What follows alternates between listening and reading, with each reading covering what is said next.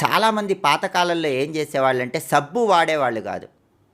సబ్బు ఎందుకు వాడేవాళ్ళు కాదంటే, సబ్బు అనేది మురికిని పోగొడుతుంది. కానీ శరీరం మీద 2 ప్రత్యేకమైనటువంటి పొరలు ఉంటాయి.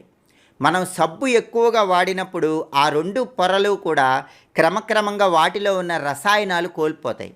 దానివల్ల అనేక రకాలైన ఇబ్బందులు శరీరానికి ఎదురవుతాయి. మృదుత్వం శరీరానికి తగ్గిపోతుంది. అందుకే చాలా వరకు ఏం చేసేవాళ్ళంటే, సబ్బు రాసుకోకుండా ఆమలక చూర్ణం అని పాతకాలంలో రాసుకునేవాళ్ళు. అంటే ఉసిరికాయ పొడి.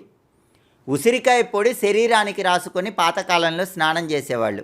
అప్పుడు ఉసిరికాయ పొడిలో ఉన్నటువంటి ఔషధియుక్తమైన గుణాలు ఆరోగ్యాన్ని కలిగింపజేస్తాయి. సబ్బు అందుకే ఎక్కువ సార్లు వాడకూడదండి. చాలామంది ఊరికే సోప్తో చేతులు వాష్ చేసుకుంటూ ఉంటారు. సబ్బు ఎక్కువ వాడితే అక్కడ పైన ఉన్నటువంటి రసాయనాలు అనేవి చర్మంలో తొలగిపోయి చర్మం అనేది మృదుత్వం కోల్పోతుంది. కాబట్టి